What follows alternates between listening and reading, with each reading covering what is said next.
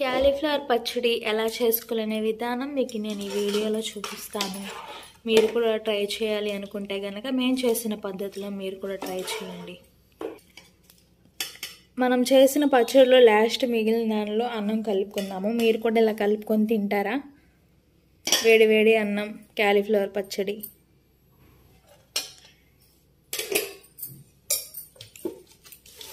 ఆహా, ఎర్రగా ఉంది బాగా. ఒక ముద్ద తీసి చూపించు మమ్మీ. మీకు కూడా ఇలాగా కలుపుకొని తింటాం ఇష్టమా?